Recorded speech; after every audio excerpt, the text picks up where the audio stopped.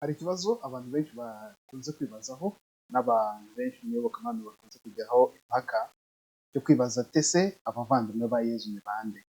Ese Mariya yaje kubyara abandi bana ko Kiliziya ivuga ko yakomeje kuba isugi na nyuma? Icyo rero nicyo tugiye kureba dukurikije icyo Bibiliya ivuga, tukareba abana Bibiliya ivuga ni bande, bakomoka he, ese Kiliziya yagendeye ku biki kugira ngo ivuge ko Mariya atigeze abyara abandi bana, nyuma y'uko abantu benshi bakunze kuvuga ko yabyaye abandi bana. Kumva nk'iyi video Dusama arayizinze, Mariya yabaye n'umugore wa Yosefu, babyara abana barenze umwe. Yego. Babyaye uwitwa Yuda, babyara uwitwa Yakobo, ngo ndavuga abanditse. Yego. Babyara na Yesu. Yesu niwe waje ari imfura. Yego. Bakurikizaho n'abandi. ibi koko niko Bibiliya itubwira. Muri aya mazina nk'uko bigaragara muri Matayo 13, 5-5 kugeza muri 5-6 ni Yakobo, Yosefu, Simoni na Yuda n'abandi bana bashiki be bandi benshi.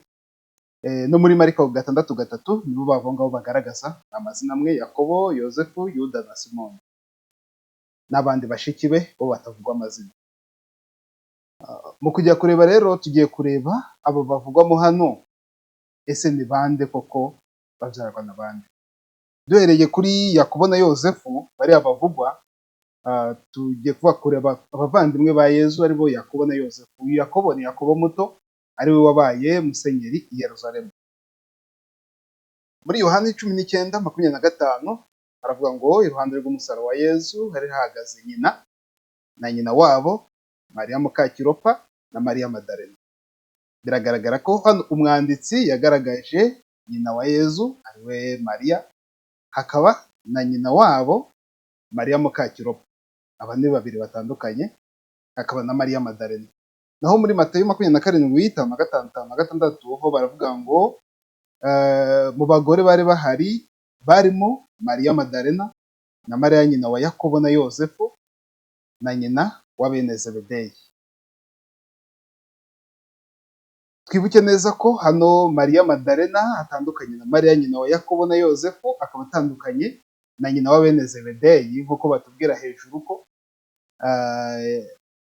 muri Yohani 19:25 aho bavuga ngo nyina ariwe Mariya na nyina wabo Mariya Mukakiropa. Muri Mariko 15:40-41 naho baravuga ngo hari n'abagore bareberaga kure barimo Mariya Madalena na Mariya nyina wa Yakobo muto na Yoze na Salome, bajyaga bakurikira Yezu kandi bakamukorera igihe yari mu Galileya. Muri Mariko 15:47 nuko naho baravuga ngo nuko Mariya Madalena na Mariya nyina wa Yoze bitegereza aho bamushyize. Bivuze ko Mariya Madalena, Mariya nyina wa Yosefu ariwe Mariya nyina wa Yosefu na Yakobo batandukanye na Mariya nyina wa Yezu. Uyu rero Mariya nyina wa Yosefu na Yakobo niwe Mariya Mukakiropa. Bivuze ko Yakobo na Yosefu babyarwa na Mariya Mukakiropa, cyangwa se uyu Kiropa niho bavuga ngo Alfeusi. Alfeusi ni mu Kigereki, naho Kiropasi bikaba mu Giheburayi. Ubwo rero bavuga Alfeusi cyangwa Kiropa ni umuntu umwe. Ubwo bivuze ko Yakobo na Yosefu muto ntago bavuka kwa Mariya ariwe Mariya wabyaye Yezu, ahubwo ni Mariya Mukakiropa. Tugiye kuri Yakobo wundi, uyu ni umuvandimwe wa Yezu Yakobo, ubwo ni James the Greater. Uyu niwe wapfuye yishwe n'umwami Herode Agripa muri 44. Tugiye kureba kuri uyu James the Greater, muri Matayo 20:20 nuko nyina wa bene Zebedeyi asanga Yezu ari kumwe n'abahungu be bombi, arapfukama ashaka kugira icyo amusaba. Muri Matayo 3:16-19 abo ni Simoni ariwe wahimbwe izina rya Petero na Yakobo mwene Zebedeyi na Yohana umuvandimwe we. Turabona ko uyu Yakobo ni mwene Zebedeyi, akaba avukana na Yohana nk'uko bigaragara n'ubundi muri Mariko 10:35. Nuko Yakobo na Yohani bene Zebedeyi begera Yezu baramubwira bati, mwigisha, turashaka ko udukorera icyo tugiye kugusaba. bivuze ko uyu Yakobo wa mbere kuko hano bigaragara n'ubundi muri Matayo 16:19 kugeza kuri 19 tubonamo Yakobo mwene Alufeyi. Alufeyi niwe Cleopasi, byose ni kimwe. Ubwo ni babandi Yakobo muto uvukana na Yozefu. Noneho hano Yakobo wundi avukana na Yohani intumwa bakaba bene Zebedeyi. Bivuze ko ari Yakobo muto, ari Yakobo mukuru, nta n'umwe uvukana na Yezu muri bo. Yakobo muto avuka kwa Mariya muka Kilopa, naho Yakobo wundi akavuka kwa Zebedeyi avukana na Yohani. Tugiye kuri Simoni, muri Mariko 3:18 haravuga ngo na Andereya na Filipo na Baritolomayo na Matayo na Toma na Yakobo mwene Alufayo na Tadeyo na Simoni Zeloti. Iyo Simoni Zeloti niwe muri Matayo 10:4 bavuga ngo na Simoni umunyakanani na Yuda Isikariyote ariwe mugambane. So, uyu Simoni ni umunyakanani. Tuzi neza ko Simoni ari umunyakanani nk'uko bigaragara muri Bibiliya mu gihe Yesu yavukiye i Betelehemu agatuba i Nazareti. Birumvikana ko ntaho bikurikije aho Bibiliya itubwira Simoni aturuka naho Yesu aturuka ntabwo bihuye. Simoni avuka i Kanani mu gihe Yesu yavukiye i Betelehemu, kandi Yesu akanatura i Nazareti. Yesu ntabwo yigeze atura i Kanani. Bivuze ko uyu Simoni n'ubundi uvugwa nk'umuvandimwe wa Yesu ntago ari uko abyarwa na Mariya wabyaye Yesu. Tugiye kuri Yuda, mu rwandiko cyangwa se mu ibaruwa ya Yuda umutwe wa mbere kuva kuri 1 kugeza kuri 2 haravuga ngo njyewe Yuda umugaragu wa Yesu Kristo n'umuvandimwe wa Yakobo, bahamagawe kandi bakunzwe n'Imana bakarindwa na Yesu Kristo, musenderezwe impuhwe n'amahoro n'urukundo. Uyu hano Yuda avuga ni Yakobo muto, ari we wabaye musenyeri nyine i Yerusalemu. Byerekana ko Yakobo, Yozefu na Yuda babyarwa na Mariya muka Kilopa cyangwa se bakaba bene Alufeyi. Birumvikana ko tugarutse kuri aba bavandimwe bose bavugwa ari Yakobo, Yozefu, Simoni na Yuda, nubwo byitwa ko ari abavandimwe, bigaragara ko nta n'umwe wabyawe na Mariya ari uriya Mariya wabyaye Yesu. Ubwo no kurebera mu bandi bavandimwe batari abangaba, kuko Bibiliya itwereka nta n'umwe wabyawe na Mariya wabyaye Yesu bivugwamo. Kandi Bibiliya itwereka abandi bavandimwe ba Yesu nk'aha muri Mariko 3:31-32 aho babwira Yesu bati dore nyoko n'abavandimwe bawe bari hanze baragushaka. Aba bavandimwe be nibo tutazi niba ari bariya bavugwa mu mazina cyangwa se ari bande, ngo hari abavandimwe bamushaka. Naho muri Matayo 28:10-16 nuko Yesu arababwira ati mwitinya, ahubwo nimugende mubwire abavandimwe banje bajye mu Galileya, niho bazambonera. Nuko abigishwa 11 bajya mu Galileya ku musozi Yesu yari yarabarangiye. Bivuze ko hano igihe Yesu avuze ngo abavandimwe be, abantu bahita kumva intumwa ze, kuko intumwa ze bazitaga abavandimwe. So ubwo hano bitwereka ko igihe hano avuze abavandimwe, intumwa zari abavandimwe be, ariko atari ukuvuga ko intumwa zose zibyarwa na Mariya wamubyaye. Nta tubona mu Banyakorinti ba mbere 15 kuva kuri 5 kugeza ku 8 bigaragara ko hanyuma yongera kubonwa n'abavandimwe 500 icyarimwe. Abenshi muri bo baracyariho, abandi barapfuye. Hanyuma yabonekeye Yakobo, nyuma abonekera intumwa zose icyarimwe. Hano batugaragariza abandi bavandimwe ba Yesu 500, cyangwa se nshaka abavandimwe b'intumwa 500, ariko mu gihe intumwa nazo zigaragara ko ari abavandimwe ba Yesu, ko yari afite abandi bavandimwe 500. Ubwo rero tugendeye muri ibyo, ntabwo twavuga ko n'ubundi Mariya yabyaye abandi bana 500 barenze ku ntumwa 500 b'abavandimwe ba Yesu n'abandi bavandimwe bavugwa.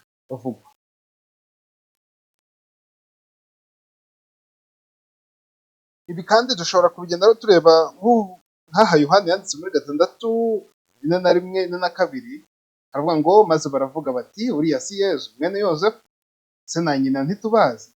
Ubashobora ate kuvuga ati amanutse mu ijoro? Aha tuzi neza ko Yozefu si we se wo mu mubiri wa Yesu, ariko kubera ko Yesu yarerewe kwa Yozefu byatumaga muri kariya gace k'umuco wari umeze, uwo mwana yosefu ari we se wa yezu, kandi bakabyandika ntibanatinye nko kubyandika nk'uko mu mabaruwa menshi bigenda bigaragara. Ariko mu gihe twese tubizi neza ko umubyeyi wa yezu mu buryo buri biological atari yosefu. Ibyo rero twabigenderaho rero tuvuga ko mu byo Bibiliya igaragaza nta muvandimwe n'umwe wa yezu uvugwa ari uko abyarwa na Mariya nyina wa yezu na yosefu. Nta n'umwe rwose, nta n'umwe Bibiliya igaragaza, ntawe. Abavugwa n'ubundi muri Bibiliya bigaragara ko yari izindi ntumwa. Gusa muri kiriya gihe mu Bayahudi abantu bose b'abavandimwe begeranye bavugaga ko ari abavandimwe, abantu b'aba relatives bo mu muryango umwe babitaga ko ari abavandimwe. Nuko rero dukomeze. Ari Mariya yari umuziranenge. Yego. Mwibuke ko na Yosefu nawe Nawe yari umuziranenge. Impamvu dutinda kuri Mariya tukavuga ubuziranenge bwa Mariya ni uko ari we idini ryigishije. Yego. Kiliziya yaramugaragaje, ntiyagaragaza Yosefu. Yego. Ibi bintu ntimugire ngo ntibirimo ikibazo. Birimo ikibazo dushobora kuzagarukaho nkababwira impamvu. N'uyu munsi hari abantu bari kubivangisha abantu mu mitwe. Ibi ubundi ntabwo ari byo, kubera ko uko Mariya ahabwa agaciro na yosefu ahabwa agaciro. Ni ukuvuga ngo uko biteganywa hari uburyo bwa mbere, icyubahiro cya mbere byitwa latria. Latria ni supreme worship, ni uburyo bwo kuramya Imana bugenewe Imana yonyine mu butatu butagatifu, Imana Data, Imana Mwana n'Imana Roho Mutagatifu. Ubundi buryo bw'icyubahiro bwitwa duria. Noneho muri iyo duria nibwo bugenewe abatagatifu bandi bose basigaye. Noneho muri iyo duria habamo hyperduria. Hyperduria ni igenewe Bikira Mariya kubera ko yabaye veso cyangwa se niwe yabyaye Imana, niwe Yezu yaciyemo kugira ngo avuke tubone umukiro. Icyo cyubahiro rero nicyo cyitwa hyperduria. Tuvuye kuri latria, supreme worship y'Imana, kuramya Imana byonyine bigenewe Imana yonyine, hajyaho guha icyubahiro cyangwa se veneration ku mubyeyi Bikira Mariya, aricyo gikurikiye. Noneho nyuma ya Bikira Mariya hazaho Yosefu, umugabo we w'indahemuka. Yosefu agenewe icyo bita protoduria. Vuga ngo proto ni first saint, ni nkawe mutagatifu wa mbere mu bandi, kandi akaba agenewe icyo cyubahiro. Niyo mpamvu mu masengesho ushobora kubona mu gitabo cy'umukristu, cya Kiliziya Gatolika, usangamo harimo no kwiyambaza Yosefu mu buryo bw'umwihariko, kuko harimo no kwiyambaza umubyeyi Bikira Mariya ku buryo bw'umwihariko. So rero kuvuga ko Yosefu nawe adahabwa agaciro nka Bikira Mariya, kandi Yosefu nawe yari umugabo w'indahemuka wakontributinze muri intuze, wagize uruhare muri, twavuga ngo kugira nk'uruhare muri salvation y'abantu. Kuko niba harabayeho ko Yosefu arera umwana na Bikira Mariya akamubyara, abo ni abantu b'agaciro cyane kandi bakwiye icyo cyubahiro. Ubwo rero icyubahiro cya mbere mu batagatifu kigenerwa Bikira Mariya, ko yabaye veso Imana icamo kugira ngo yiyereke abantu. Nyuma hagakurikiraho Yosefu wari umugabo w'indahemuka, akemera kuba urugero rw'abandi bagabo bagomba gukurikiza mu butagatifu bwabo. Noneho ikindi cyubahiro gisigaye giharirwa abandi batagatifu bose ni duria muri veneration. So rero ni uburyo butandukanye ariko bw'ibyubahiro muri iyo sanse. So rero ntabwo ari uko Kiliziya yaretse Yosefu, ahubwo ni uko wowe uri kubivuga utigeze ubikoreraho ubushakashatsi ngo urebe, ariko niko bimeze kandi bijya no mu misa kenshi uzabyumva. Gusa icyubahiro cya mbere kigenewe Imana Gadaron, ariyo worship nyine, nk'uko n'ubundi mu mategeko y'Imana ivuga tuzasenga iyindi Mana. Ariko ikindi cyubahiro cya veneration cyo guha icyubahiro, kuko nk'uko biri bivuga Paul yabivuze, abagenewe icyubahiro mubaha icyubahiro. Niba rero Bikira Mariya yarabyaye Imana, icyubahiro cy'uko yabyaye Imana, Yesu Kristo waducunguye, icyo cyubahiro aragihabwa. Na Yosefu mutagatifu agahabwa icyo cyubahiro nk'umutagatifu wa mbere ugereranije mu bandi, noneho hakazaho n'abandi batagatifu bandi basigaye bahabwa dutya. biravuze ngo Mariya ntari buze kubyara utariho, yari asanzwe ahari, ahubwo uriho mu bumana anyuze muri Mariya kugira ngo yambare ubumuntu. yego nibyo. Kugira ngo umubiri w'Imana, kuko Imana ntabwo yambara umubiri, yego noneho kugira ngo umubiri wa Yesu uboneke ni uko iri bwifashisha abatwita inda zibyara umubiri, irifashisha abo yiremeye, yiremeye mu mubiri, yego. kugira ngo havuke undi ufite umubiri ariko arimo n'umwuka w'Imana. Niyo mpamvu nimutekereza Yesu nk'umuntu muzeshuwa, nabwo nimumutekereza nk'Imana 100% mureshuwa, Yego. kuko Imana 100% ntipfa. Yesu w'umuntu arapfa Yego. kubw'intego y'ubumana imurimo.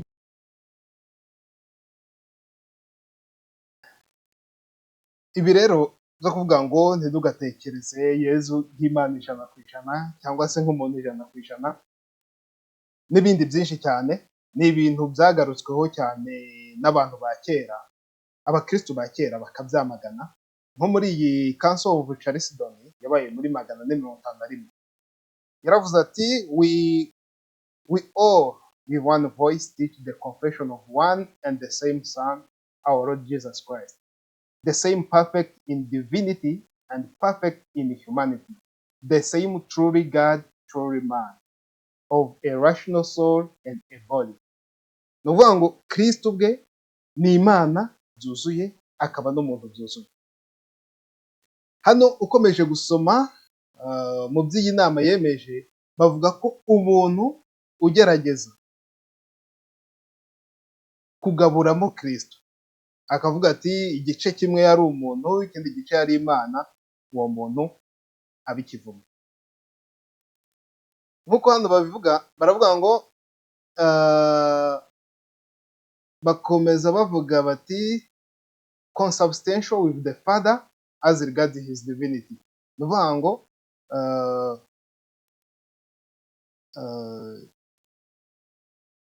asangiye kamere na se, asangiye kamere n'Imana mu bumana, and the same consubstantial with us as regards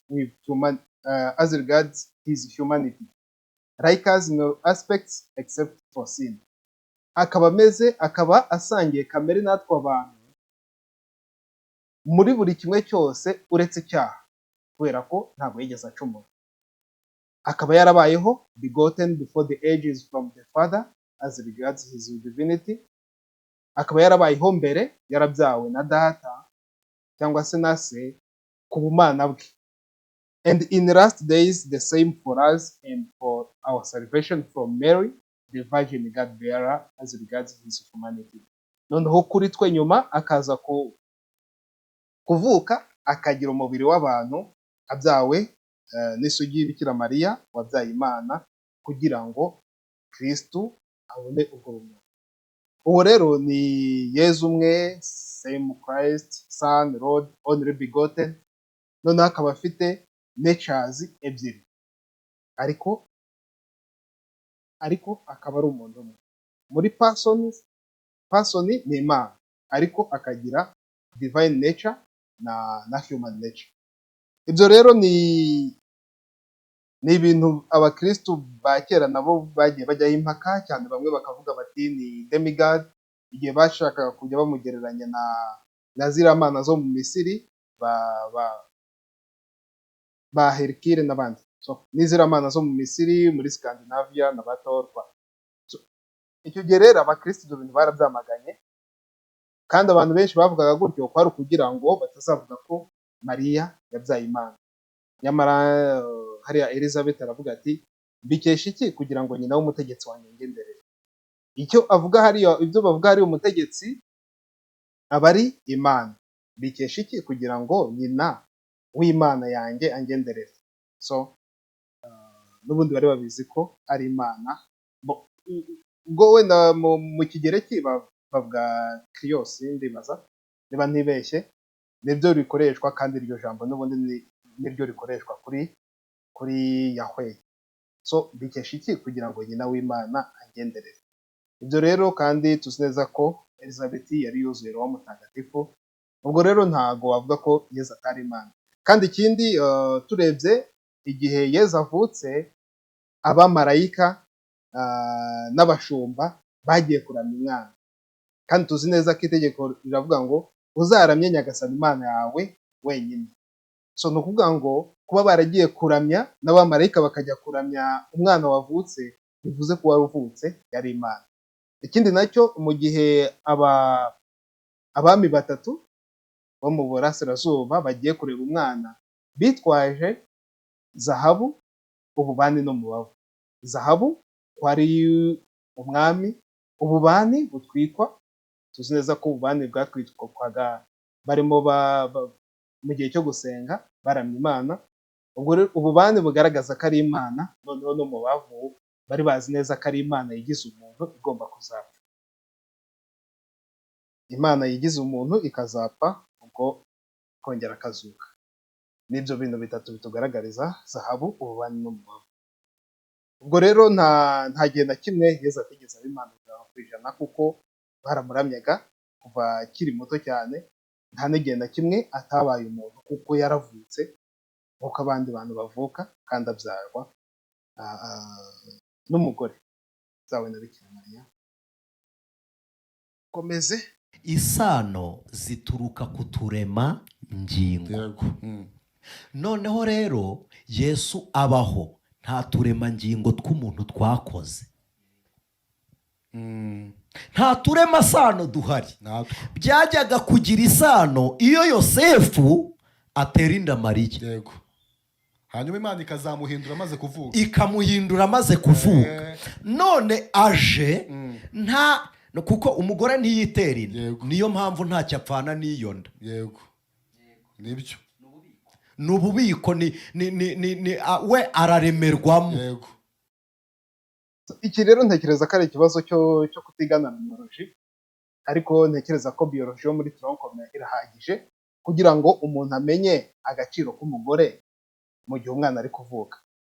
Ntago umugore ari veso reka ntago umugore ari veso, ahubwo contribution yo kugira ngo umwana avuke, kenshi ukurikije DNA aba ari 50, aba ari 50 nk'uko siyansi bigaragaza. So rero ntago umuntu ashobora kugenda agatwistinga siyanse akayigoreka kugira ngo yigishe ibintu bihuye n'ibyo atekereza mu mutwe, ahubwo ugomba kwigisha ibintu bihuye n'ibyo siyansi ivuga.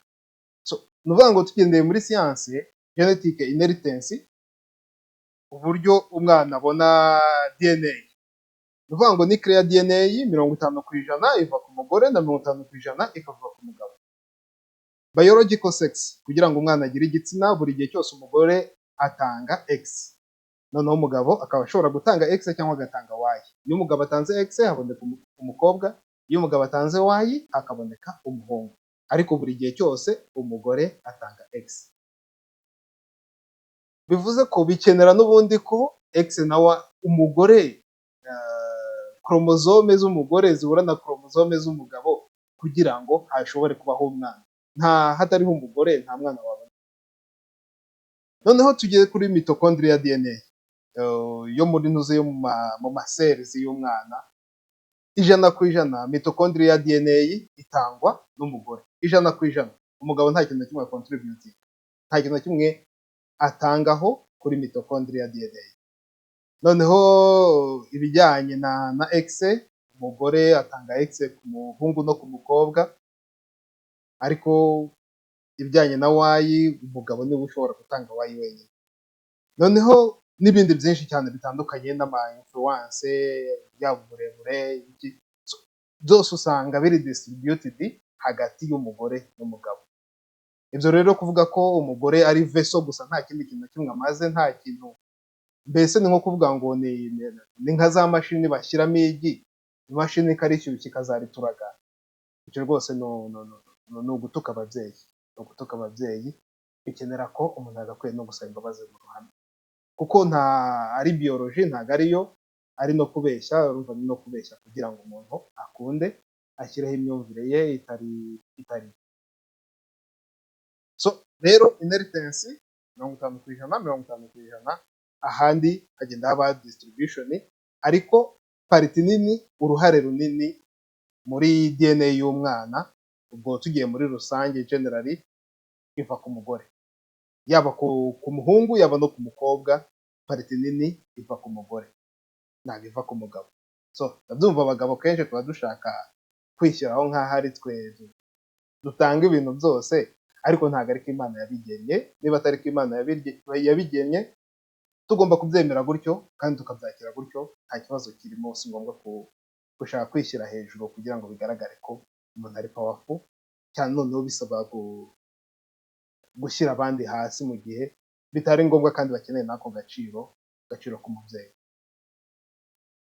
Muri rero ibijyanye na DNA ya Yezu, dukurikije ahantu hagiye habera ibitangaza bya Eucharistia, aho Eucharistia yagendaga ihinduka amaraso, dushobora kubona nka Lanciano, Buenos Aires, hakazaho Tixtra, Sakorta na Rignica. Umuntu ashobora kureba kuri internet mu myaka byagiye biberaho, byose mu bipimo baba baragiye bakora kuri ayo maraso yagiye agaragara muri ibyo bitangaza, bigaragara ko amaraso ari AB. Noneho bikagaragara ko kuri DNA hakorewe DNA nta Y yagiye igaragara, bikagaragara ko ayo maraso afite X yonyine adafite Y, ariko nubwo afite X yonyine akaba Yezu yari umugabo. Ibyo rero bigaragaza ko Yezu yavutse ku mugore, ariko hakaba nta mugabo wo mu isi afite, navuga ngo nta se wo mu isi afite. Turebe kuri aka kavideo ka Chris Eyre. This is blood chromosome of a male and a female. In a female and a male, you have different chromosomes. Aragaragaza ko chromosome ya X na Y mu mugore n'umugabo baba bafite chromosome zitandukanye. And by the way, there's only 2 different versions here, not 26. Just letting you know. Just letting you know. Niyo mpamvu haba hariho versions ebyiri n'ubundi mu bantu, hari female na male.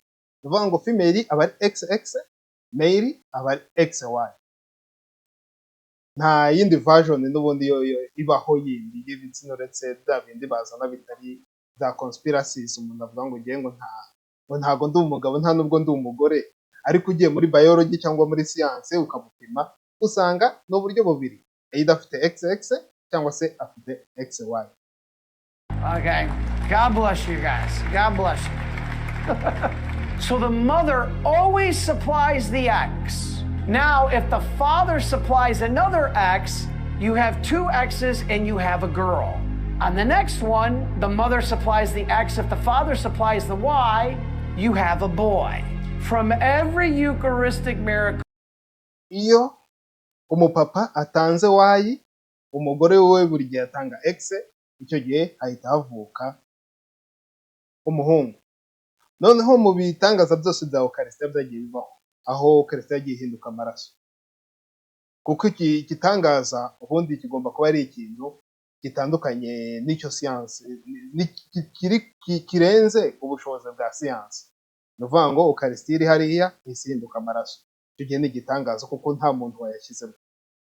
Ibyo rero kugira ngo banabikonfirime koko ariyo, bisaba ko bajya kubipima muri laboratoire bakanareba koko niba ari n'ayo maraso ari amaraso y'umuntu. Hari ibintu biranga amaraso y'umuntu, kuba afite blood type, kuba afite DNA, afite ahaturuka. So shows regarding chromosomes, only the X. It has no Y chromosome, which means it has no earthly father. Kubera ko amaraso yose yagiye afatwa muri ibyo bitangaza, yose ayo bapimye aba afite X yonyine nta Y, bigaragaza ko aya maraso adafite umuntu wo ku isi w'umugabo watanzemo DNA. This blood only had 1 X. Jesus, if he was not God, would have had an X and a Y. Ubwo bivuze ko iyo Yesu ataba Imana yari kuba afite x na y, bivuze ko yari kuba yaravutse ku mugabo n'umugore mu buryo bumwe cyangwa se ubundi, nk'uko wenda bari bavuga This is hari igihe yari imana, ikindi gihe ntiyaba imana. Bivuze ko icyo gihe yari kuba yaravutse mbere atari imana, yarabyawe n'umugabo n'umugore, nyuma akaza guhinduka nyuma, ariko ntabwo ariko byagenze, imana ntabwo yabigeneye. Dukomeze. mariya ari kurira, yohana ari kurira. Yabwiye mariya ngo mariya umwana nguyu. yamuvuze mu izina Exactly. ntabwo yavuze ngo mama. No. Mariya umwana nguyu. Yohana umubyeyi nguyu. Kandi Mariya ntiyari kurakara ngo umwana aramwihakanye. oya. Ibi ntabwo ari byo, kuko dusomye muri Yohani 19:26, Yezu abonye nyina, cyane ko urumva hano Yohani yanditse nyina, yanditse Mariya mu izina rye. Yezu abonye nyina ahagararanye na wa mwigishwa yakundaga, abwira nyina ati mubyeyi dore umwana wawe, abwira na wa mwigishwa ati dore nyoko. Hano mu kigereki mu buryo byanditswe, ubundi mu cyongereza bavuga woman, mugore dore umwana wawe. Ni nka bwo buryo bwa translation buri litero, ariko kubera ko iyo bakora translation bagomba gukora mu buryo bwumvikana, ariko rero mu buryo bw'icyubahiro mubyeyi nibwo buryo bw'icyubahiro. So rero mu kigereki bivuga woman, niko handitse usomye mu kigereki ni woman. Ibi rero nabyo bigaragara, kandi hano igihe tuzi neza ko aribwo Yezu yari arangije umurimo we ku isi. Yabwiye nyina ati woman, mugore dore umwana wawe. Mu gihe nabwo atangiye umurimo ku isi, muri Yohane 2:4, Yezu aramusubiza ati mubyeyi, ari njye ari nawe, ibyo tubigenzemo dute? Byongeye igihe cyanjye ntikiragera. Aha ni mu bukwe bw'ikana. Muri ubu bukwe bw'ikana n'ubundi Yezu ahamagara nyina woman, mugore, ari njye ari nawe, ibyo tubigenzemo dute? Ibi nabyo nibyo bitwereka wa mugore uvugwa mu ntangiriro. Reka turebe mu Byahishuwe 12. Ikimenyetso gikomeye kigaragara mu ijuru, yari umugore, mu kigereki n'ubundi ni a woman. Ikimenyetso gikomeye kigaragara mu ijuru, yari umugore wisesuye izuba, ukwezi kuri munsi y'ibirenge bye, naho ku mutwe we atamirije ikamba ry'inyenyeri 12. Nuko abyara umwana w'umuhungu ugomba kugenga amahanga yose n'inkoni y'icyuma. Ibi byo kugenga amahanga bigaragara muri Zaburi ya 2. Ushobora gusoma Zaburi ya 2 kugira ngo byumve uyu wavutse ninde. Uyu ni Kristo, ntawe ubihakana. Maze uwo mwana we ajyanwa ku Mana no ku ntebe y'ubwami. Tuzi neza ko Kristo yazutse akaba yicaye mu buryo bw'Imana Data. Ikiyoka rero kibonye ko gihananturiwe ku isi, kiruka gikurikiranye wa mugore n'ubundi woman wari wabyaye umwana w'umuhungu. Kubera uburakari cyari gifitiye uwo mugore, icyo kiyoka kijya kurwanya abasigaye mu bamukomokaho, abubahiriza amategeko y'Imana kandi bagakomera ku buhamya bwa Yezu. Biragaragara neza ko uyu mugore uvugwa hano ni Bikira Mariya. Biroroshye, umuntu wabyaye umwana Yezu wazutse akajyanwa mu ijuru, tuzi neza ko nta wundi ni Bikira Mariya. Iki rero kiyoka n'ubundi ni Sekibi, Sekinyoma, wundi wahoraga ashuka isi, uyobya isi kuva kera, ari umubeshyi. Noneho uwo Sekibi yatangiye kurwanya Mariya, kandi noneho abonye kuko yarahungishijwe, numva ni Imana niyo yamuhungishije, ntabwo ari we wihungishije ngo yikize icyo kiyoka. Noneho kubera uburakari cyari gifitiye uwo mugore, icyo kiyoka kijya kurwanya abasigaye mu bamukomokaho. Ni ukuvuga ngo abamukomokaho bose, umuntu wubahiriza amategeko y'Imana kandi agakomera ku buhamya bwa Yezu, uwo ni umwana wa Mariya. Ibi rero bihita bitwereka wa wundi Yezu atangira umurimo yita mugore, wa wundi Yezu arangije umurimo ku isi yita mugore, ninde? Ni Mariya, umubyeyi we, nk'uko Bibiliya bigaragaza, nk'uko mu ntangiriro n'ubundi bigaragara ati shyize inzigo hagati yawe n'umugore, between you and a woman. Niwe rero umugore n'ubundi ukomeza ugaragara. Birumvikana ntago yigeze avuga ngo Mariya, ntabwo yigeze amuvuga mu izina, reka ntabwo yigeze amuvuga mu zina nuko numvaga babishyiramo babiha agaciro cyane nk'aho ari byo kandi ubundi atari byo, ariko aba ari uburyo bwo kubeshya kugira ngo umuntu abeshye yabigize nk'aho ibintu ari byo kandi nawe atari shuwa yuko ari byo, cyangwa se abizi neza arimo kugira gusa abeshya abantu abayobye. So rero urwanya Mariya ni cya kiyoka, ni sekibi, ni sekinyoma, kandi niba wubahiriza amategeko y'Imana kandi ugakomera ku buhamya bwa Yezu, ubwo uri umwana wa Mariya, niba utari wenyine wa sekibi. So simple as that, nk'uko biri bigaragaza nuko biba bimeze. Abo bubahiriza amategeko y'Imana kandi bagakomera ku buhamya bwa Yezu, abo ni abana b'umugore wabyaye Yezu Kristo. Ndemera abantu babonekerwa bakabonekerwa na Mariya, aho ndahemera kuko uwagiye akiranutse agaragara mu ishusho ya marayika. Dufite urugero rwa Mose wagarutse ku musozi, exactly, na Eliya na Mariya. Rero kugaruka si igitangaza, ibyo byo ndabyemera, sibyo? Ariko ntabwo nemera ko Mariya afite ubushobozi bwo kumva ibyaremwe byose. Icyakora Yezu wabyawe usingizwa afite ubushobozi bwo kumva ibyaremwe byose. Ibi koko nibyo, ntago Mariya afite ubushobozi we yiha cyangwa se yakiha ubushobozi. Ubundi twese nk'uko yabivuze, ndi umuja wa Nyagasani, ibyo uvuze bingirirwaho. We ni umuja wa Nyagasani wihaye Imana kuri buri kintu, ibindi byose ni Imana ibimuha.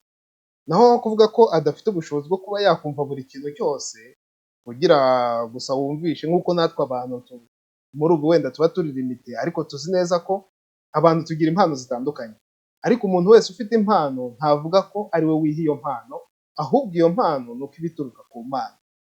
Ubwo rero mu bantu bafite impano yo kubonekerwa cyangwa se yo kwerekwa, abandi bakagira impano zo kuvuga mu ndimi, n'abandi bakagira impano zo kurondora, twese tugira impano zitandukanye, abandi bakagira impano zo gukiza abarwayi. Abo bantu bose nta n'umwe uvuga ko iyo mpano ari we wayihaye. Ubwo rero ikibazo cyaba gihari ni ukwibaza ati ese ntabwo Imana yigeze iha Mariya impano yo kuba yakumva abandi bantu? Ariko ntabwo we ubwe ashobora kwiha iyo mpano, ahubwo iyo mpano n'ubundi ibituruka ku Mana.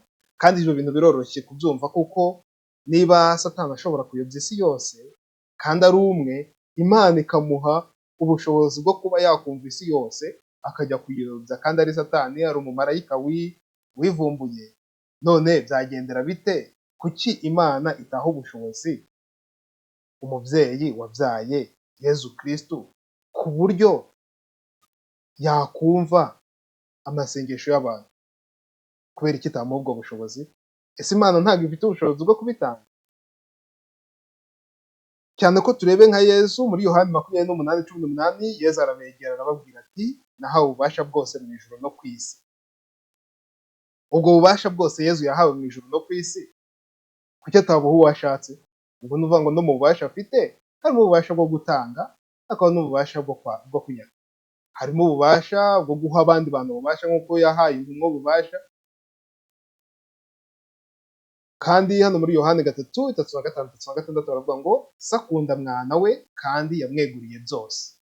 Uwizera uwo mwana aba abonye ubugingo buhoraho, ariko utumvira uwo mwana azabona ubugingo, ahubwo umujinya w'Imana uguma kuri we.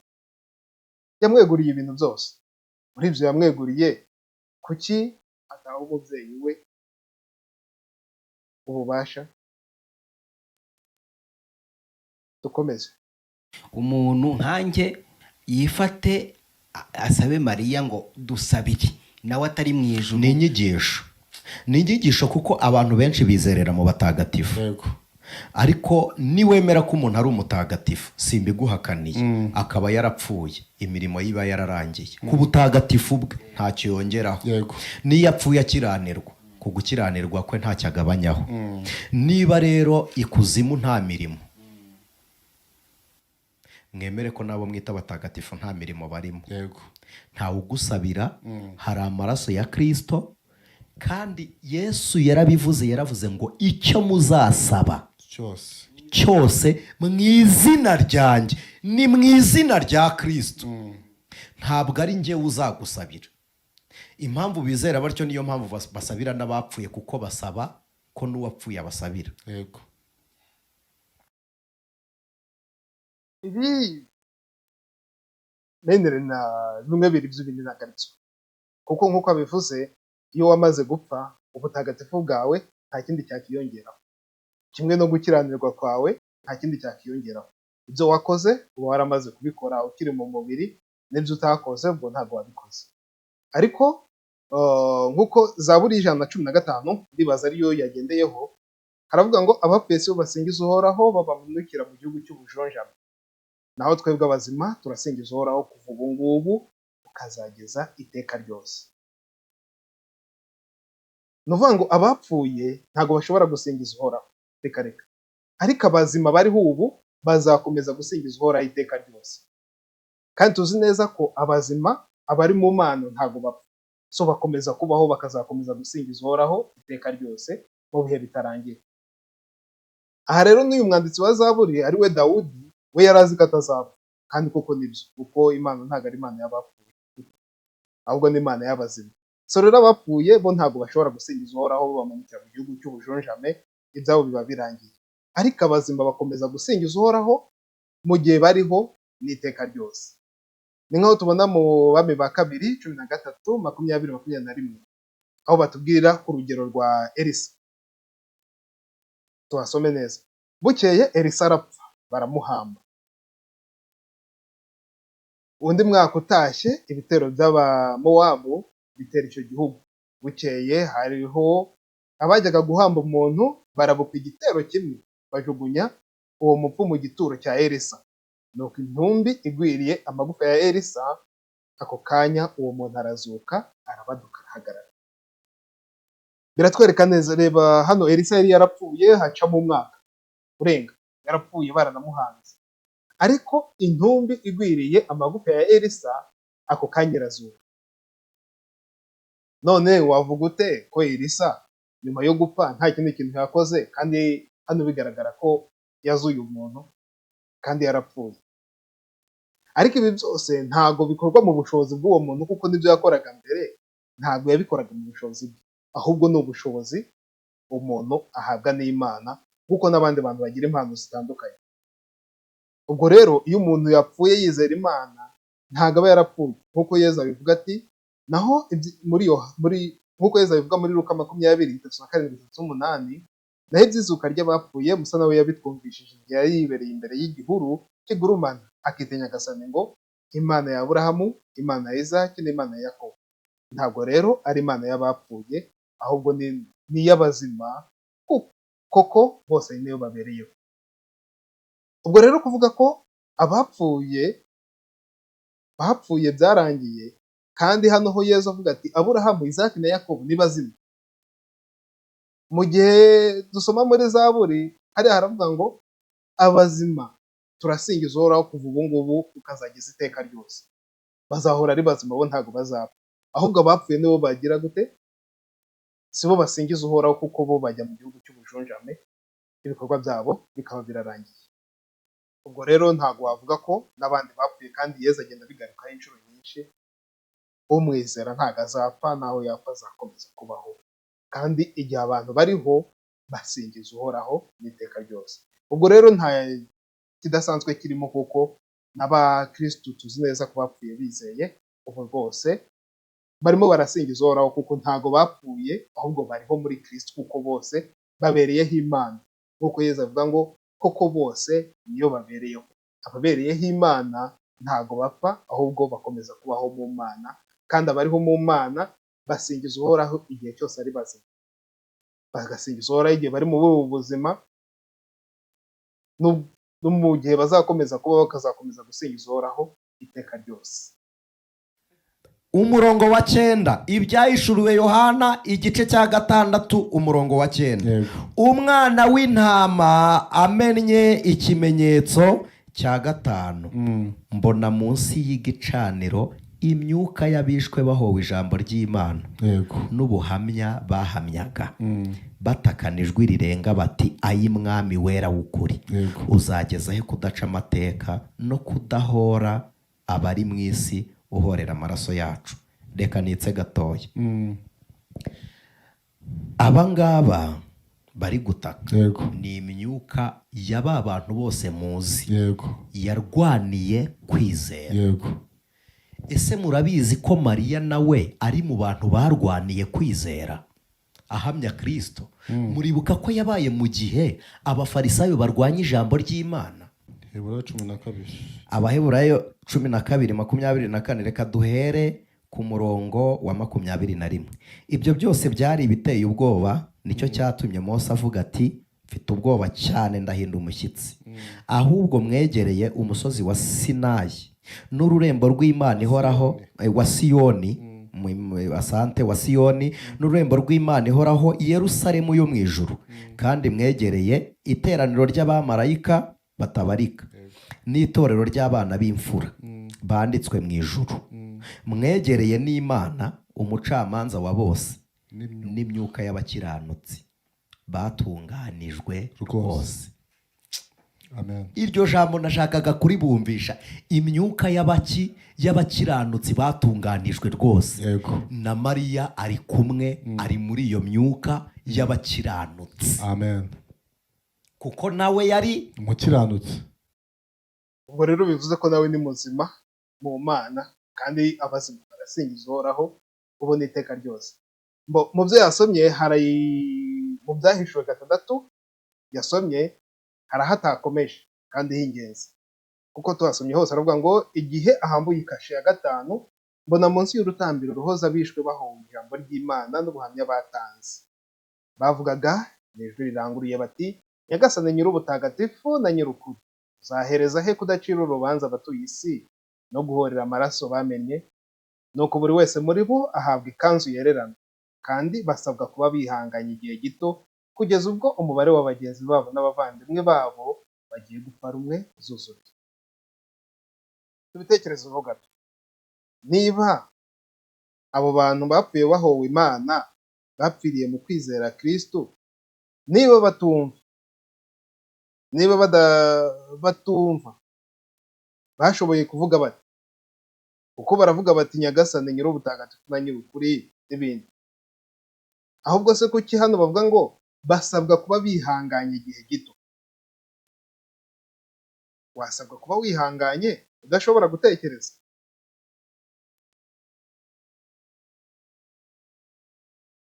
Basabwa kuba bihanganye, bahabwa ikanzu yererana.